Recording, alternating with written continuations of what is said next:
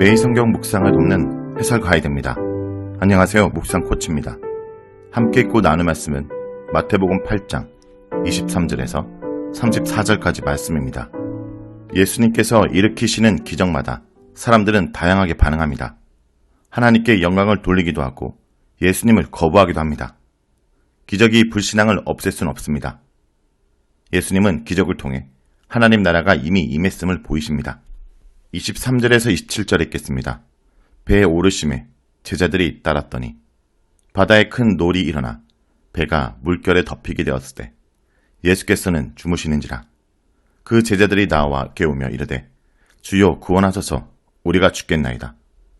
예수께서 이르시되 어찌하여 무서워하느냐, 믿음이 작은 자들아 하시고 곧 일어나사 바람과 바다를 꾸짖으시니 아주 잔잔하게 되거늘 그 사람들이 놀랍게 여겨 이르되 이가 어떤 사람이기에 바람과 바다도 순종하는가 하더라. 23절에서 27절은 예수님께서 강풍을 잠잠케 하시는 사건입니다. 강풍을 잠잠케 하신 사건은 8장과 9장에서 유일하게 자연에 대해 행하신 기적입니다. 제자들이 예수님과 배를 타고 동쪽을 향해 가던 중에 큰 강풍이 갑자기 몰아쳐 배를 뒤덮었습니다. 갈릴리 바다는 갑자기 강풍이 몰아치는 것으로 유명합니다. 배는 침몰 직전이었습니다. 배가 뒤집힐 상황인데도 예수님은 자고 계십니다. 제자들은 예수님을 깨우며 죽게 되었으니 구원해 달라고 외칩니다. 머리 둘 곳이 없이 순회하며 사역하는 예수님은 이 순간에도 피곤한 몸으로 배 위에서 자고 계셨습니다. 제자들이 두려워 떠는 모습과 잠을 자고 있는 예수님의 모습은 대조적입니다. 예수님께서 자고 계신 것은 땅에서 머리 둘 것 없이 사시는 그의 고난을 묘사하는 동시에 역설적으로 예수님이 하나님만이 행하시는 권위를 갖고 계신 분임을 암시합니다. 누구도 예수님을 위협할 정도로 그분의 권위 위에 있지 않기 때문에 예수님은 평안히 계십니다. 다시 말해 예수님을 두렵게 할 수 있는 존재는 없으므로 가장 강한 자로서 평안히 주무신 것입니다. 시편 121편은 하나님은 주무시지 않는 분으로 묘사하지만 정반대로 44편 23절에서 24절은 주무시는 하나님을 깨우는 장면을 묘사합니다. 특별히 시편 44편 23절에서 24절은 풍랑을 만난 제자들이 예수님을 깨우면서 하는 말과 매우 유사합니다. 따라서 이 사건에서 강조하는 것은 제자들의 믿음입니다. 본문은 하나님을 신뢰함으로 평안했던 예수가 아니라 바다를 잠잠케 만들 수 있는 신적 권위를 가진 예수님의 정체를 강조합니다.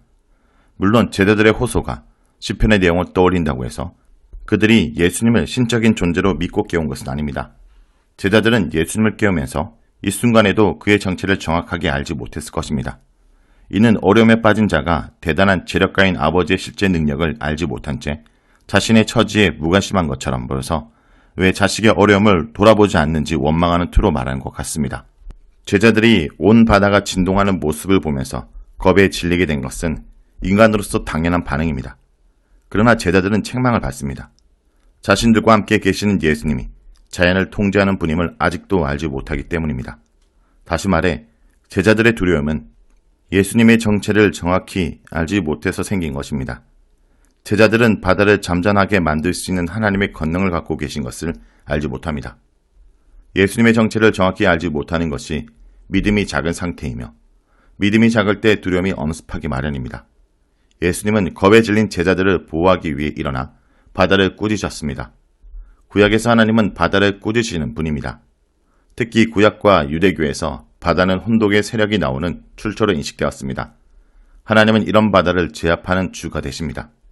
예수님은 하나님의 권능으로 자연을 통제하십니다. 제자들을 위협하는 악의 세력을 제압하십니다. 예수님의 능력을 목격한 제자들은 놀라서 그가 누구이기에 심지어 바람과 바다도 그에게 복종하신지 묻습니다. 제자들은 폭풍과 같은 인생의 위기에서 예수님의 보호를 경험합니다. 예수님은 택하신 자들과 함께 하시는 임마누엘이십니다. 임마누엘인 예수님은 배에서 제자 공동체를 보호하신 것처럼 시대를 초월해서 교회의 긍휼을 베푸는 것으로 함께 하십니다. 다음은 28절에서 34절 읽겠습니다. 또 예수께서 건너편 가다라 지방에 가시매 귀신 들린 자 둘이 무덤 사이에서 나와 예수를 만나니 그들은 몹시 사나워 아무도 그 길로 지나갈 수 없을 지경이더라. 이에 그들이 소리질러 이르되 하나님의 아들이여 우리가 당신과 무슨 상관이 있나이까 때가 이르기 전에 우리를 괴롭게 하려고 여기 오셨나이까 하더니 마침 멀리서 많은 돼지떼가 먹고 있는지라. 귀신들이 예수께 간구하여 이르되 만일 우리를 쫓아내시려면 돼지떼에 들여보내 주소서 하니 그들에게 가라 하시니 귀신들이 나와서 돼지에게로 들어가는지라. 온 때가 비탈로 내리달아 바다에 들어가서 물에서 몰사하거늘 치던 자들이 달아나 시내에 들어가 이 모든 일과 귀신 들린 자의 일을 고하니 온 시내가 예수를 만나려고 나가서 보고 그 지방에서 떠나시기를 간구하더라. 예수님과 제자 일행은 갈릴리 호수 동쪽에 위치한 데가볼리의 가다라 지방에 도착합니다. 귀신 들린 2명이 무덤에서 나와 예수님을 만나러 왔습니다. 귀신 들린 자들의 상태는 사람들에게 몹시 위험했기 때문에 이들은 마을에서 쫓겨났습니다. 몹시 폭력적이고 사나웠기 때문에 사람들을 해칠 수 있었습니다. 귀신들은 예수님을 향해서 따지고 묻습니다. 귀신 들린 자들은 예수님을 하나님의 아들로 부릅니다. 귀신들은 예수님께서 하나님의 사명을 수행하기 위해 온 하나님의 아들인 것을 정확히 알고 있습니다. 귀신들은 우리가 당신과 무슨 관계가 있습니까? 라고 묻습니다. 서로 관심이 다른데 왜 이곳을 찾아왔나는 의미입니다. 귀신들은 문자적으로 때 이전에 왜 왔는지를 묻습니다. 때는 귀신들이 형벌의 장소로 보내지는 시기로 악인들과 함께 악한 천사들이 심판을 받는 최후의 심판 때를 의미합니다. 심판의 결과로 귀신들은 지옥의 형벌을 받습니다. 괴롭히다 라고 번역된 단어는 법정에서 육체적으로 고통을 주다, 고문하다 라는 의미로 그 심한 고통을 묘사하는 동사입니다. 본문에서는 종말론적 심판을 의미합니다. 귀신들은 자신들이 고통당할 때, 즉 최후의 심판 때가 아직 오지 않았는데 왜 예수님께서 자신들에게 왔는지 묻습니다. 예수님께서 대답하지 않자 귀신들은 예수님께서 자신들을 심판하러 온 것을 직감하고 멀리 있는 돼지떼에게 들어가려고 쳐다보았을 것입니다. 자신들의 운명을 알아챈 귀신들은 돼지떼에 들어갈 수 있게 해달라고 예수님께 간청합니다. 예수님은 귀신들의 요청을 들어주십니다. 결국 돼지떼는 물에서 몰사합니다. 돼지들은 악하고 폭력적인 귀신들을 견디지 못해서 바다를 향해 달려 죽습니다. 돼지를 치던 자들의 보고를 받은 온 시내가 예수님께서 그 지방에서 떠나길 요구합니다. 생계의 수단인 돼지가 희생됐으므로 경제적 이유로 그런 요청을 했을 것입니다. 그들은 2사람이 치유받는 것보다 돼지를 더 중히 여긴 것입니다.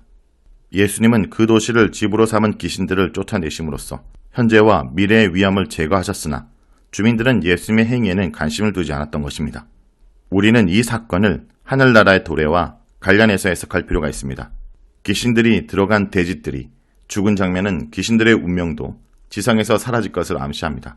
마태복음에서는 무저갱이라는 용어가 사용되진 않지만 귀신들이 돼지떼와 함께 물속에 던져진 것은 귀신들이 최후 심판 전까지 물 아래 10년 또는 무저갱에 갇혀 있음을 상징적으로 표현합니다. 병행 본문인 누가복음 39장 31절에서는 귀신들이 무저갱에 던져 넣지 말라라고 간청합니다. 귀신들이 깊은 곳에 갇히는 그림은 하늘나라가 예수님의 권위로 강력하게 임했음을 증명합니다. 예수님이 가지고 계신 하늘나라의 공격을 받아 사탄의 나라가 무너지고 있는 것입니다. 또한 우리는 예수님의 이동 경로를 통해서 사에서 쓸모없는 인생을 위해 헌신하시는 예수님의 마음을 배울 수 있습니다. 예수님은 사에서 완전히 추방된 사람을 만나려고 바다 폭풍을 뚫고 이곳에 오셨고 회복하고 다시 돌아가십니다. 예수님은 의도적으로 제자들을 데리고 오셔서 국리를 가르치기 위해 현장 교육을 한 것입니다. 세상의 관점에서 부정한 곳에서 부정한 인생을 살고 있는 사람들은 치유할 가치가 없습니다. 이런 사람들을 위해서 희생하는 것은 합리적이지 않습니다. 오히려 낭비로 여깁니다. 그러나 제자는 죽어가는 사람을 회복하는 사명을 받았습니다. 사람의 목숨은 천하보다 귀합니다. 낭비처럼 보일지라도 사람을 회복하는 일이라면 하늘나라의 사역인 것입니다. 자, 여기까지가 마태복음 8장 23절에서 34절까지 말씀입니다. 오늘 말씀을 통해 우리는 무엇을 묵상하고 적용해야 할까요? 믿음이 작을 때 환경에 흔들리게 됩니다. 갈릴리 바다에 큰 물결이 일어나 배가 잠기게 되자 어부 출신인 제자들조차 죽음의 두려움에 사로잡혀 예수님을 깨우며 도움을 요청했습니다.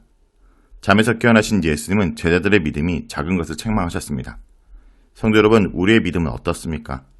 예수님을 창조주, 만유의 주로 고백하고 나와 함께 하신다는 것을 믿고 있다면서도 때로는 환경 때문에 쉽게 두려움에 사로잡히고 있지는 않습니까? 성도 여러분, 우리의 인생의 배에 누가 타고 있는지 기억하기 원합니다. 우리 인생의 배에 우리가 저항할 수 없는 큰 풍랑이 일지라도 그 배에는 예수님이 함께 계십니다. 우리 인생을 다스리고 주 되신 그 주님께 오늘도 믿음의 눈을 들어 바라보며 폭풍 가운데도 평안을 누리는 주의 백성들이 되길 간절히 기도드립니다.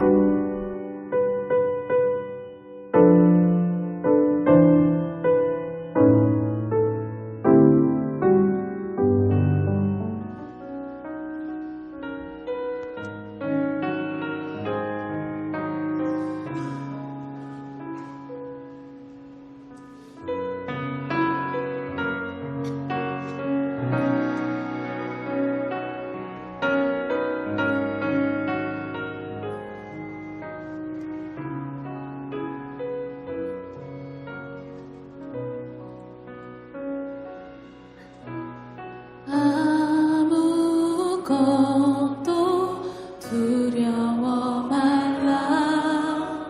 주 나의 하나님이 지켜주시네.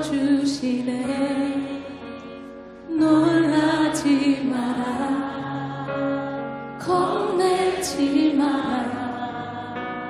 주님 나를 지켜주시네. 아무것도